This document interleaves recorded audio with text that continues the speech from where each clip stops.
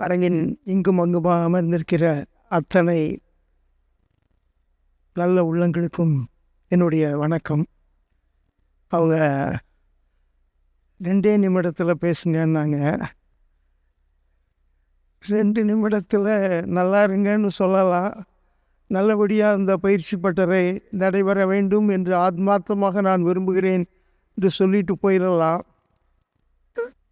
நான் இங்கே வரும்பொழுது எனக்கு இது என்ன ஏது எதுவுமே எனக்கு தெரியாது. அவர் தோழர் கலீஸ்வரன் இது மாதிரி நாடகம் தொடர்பான ஒரு சிறப்பு உரை நிகழ்த்தணும்னாரு. சரி, நாடகம் தொடர்பாக பேசுவது தானே அப்படின்ட்டு தான் வந்தேன்.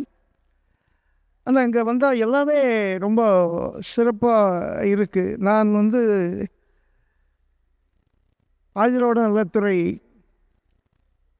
அமைச்சராக இருக்கிற இவருடைய உரையை படைப்பு அரங்கத்தில் போன ஆண்டு கேட்டேன்னு நினைக்கிறேன். ஆமாம், யார் இவர் வித்தியாசமாக பேசுகிறாரு? அப்போ வனத்துறை அமைச்சராக இருந்தீங்க.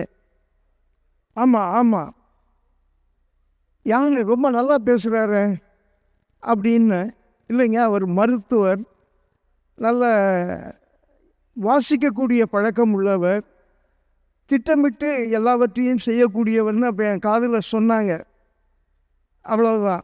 அதற்கப்புறம் பார்க்கல. இப்போ உங்களை பார்க்குறேன் இங்கே இத்துறையினுடைய அமைச்சராக.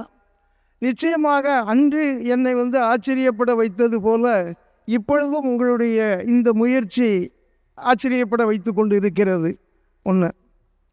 இன்னொன்று, 4 நூற்றாண்டுக்கு முன்னாடி, மன்னிச்சுக்கிறீங்க, நான் 4 நூற்றாண்டுக்கு முன்னாடி 2000 இதே ஆதிதிராவிட நலத்துறையின் தாட்கோ மூலமாக தஞ்சையில் ஆதி திராவிடர் நாடக உருவாக்க திட்டம்னு ஒரு திட்டத்தை கொடுத்து 6 மாதங்கள் ஆதி திராவிட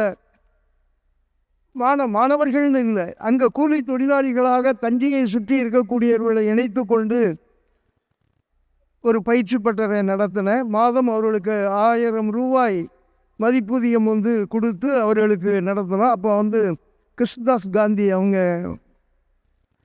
தஞ்சைக்கு ஒரு முறை வந்திருக்கும் பொழுது என்னுடைய நாடக ஒத்திகையை பார்த்து விட்டு நாம் ஏதாவது சேர்ந்து செய்யலாமே என்று சொல்லும் பொழுது அதனுடைய அடிப்படையில் நான் இப்போ தலித் நாடக உருவாக்க திட்டம்னு தான் நான் கொடுத்துருந்தேன். அவங்க அதை தலித்துன்னு கொடுக்க முடியாதுன்ட்டு ஆதி திராவிட நாடக உருவாக்க திட்டம் அது ஒரு 3 ஆண்டுகளாக இருந்து சுப்ரியா சாகு அவங்க அதனுடைய பொறுப்பில் இருக்கும் பொழுது திடீர்னு ஒரு நாள் கூப்பிட்டு ஒரு செக்கை கொடுத்து நடத்துங்கன்னு. இவ்வளவு பெரிய நம்பிக்கையோடு எப்படி ஒரு அரசு நிர்வாகம் நடக்குதுங்கிறது அன்றைக்கு எனக்கு ரொம்ப ஆச்சரியமாக இருந்தது. இப்போ அவங்க இருக்கிற இடத்துல நீங்களும் ஒரு செயலராக ஒரு பெண் இருந்து நடத்திக்கிட்டு இருக்கிறீங்க. உங்களுக்கு பக்கத்தில் அவங்க இயக்குனராக இருந்து அவர்களும் செயல்பட்டு கொண்டிருக்கிறார்கள் என்றதை பார்க்கும் பொழுது ரொம்ப சந்தோஷமாக இருக்குது. அன்றைக்கு செஞ்சதில் இன்றைக்கு அந்த மாணவர்கள் வெவ்வேறு தளங்களில் வந்திருக்கிறாங்க. ஒரு 18 பேருக்கு அந்த பயிற்சி கொடுத்தேன் 6 மாதங்கள். அந்த கனவோடு தான் இங்கே வந்தேன். நான் முழுக்க முழுக்க முழுக்க நாடகக்காரன். அப்படித்தான் நான் உருவாகி வளர்ந்து வந்தது.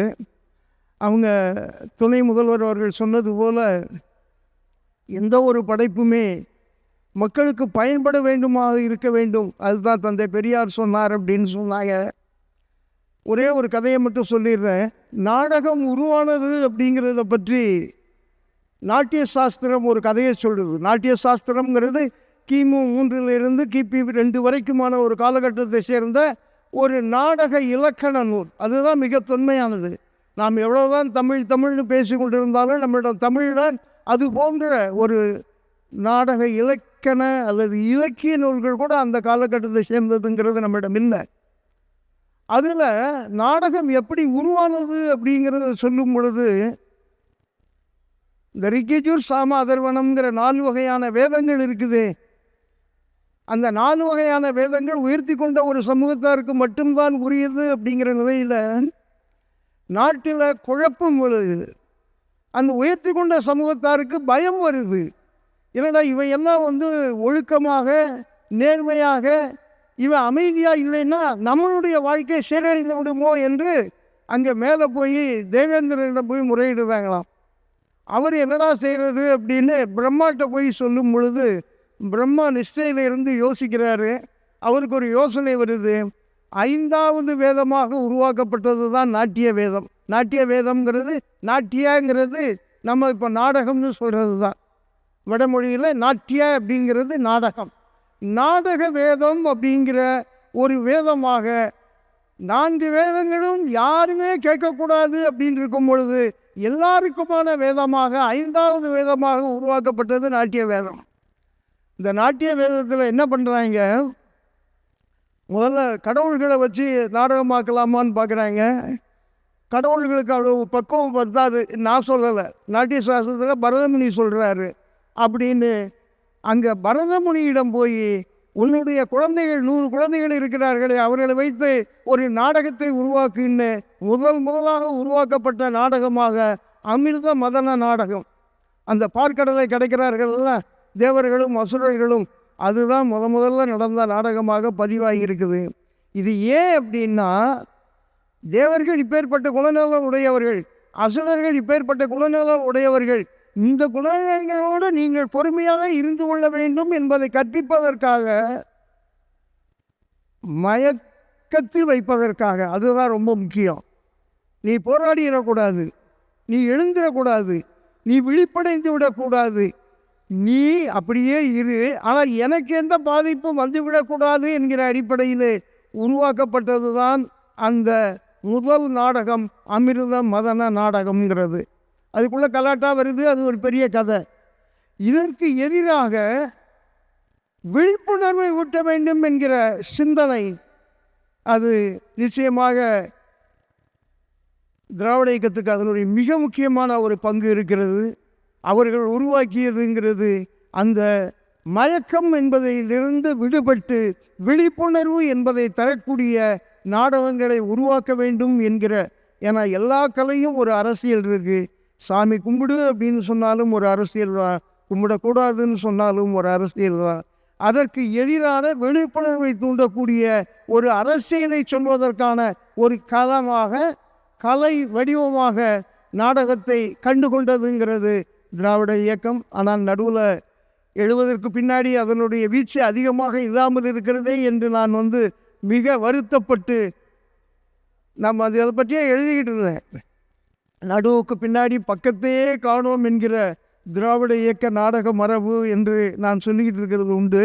ஆனால் இப்போ இதையெல்லாம் பார்க்கும் பொழுது இப்போ இன்னும் வேற ஒரு வீச்சோடு வருமோ அப்படிங்கிற ஒரு நம்பிக்கையை இது கொடுத்திருக்கிறது.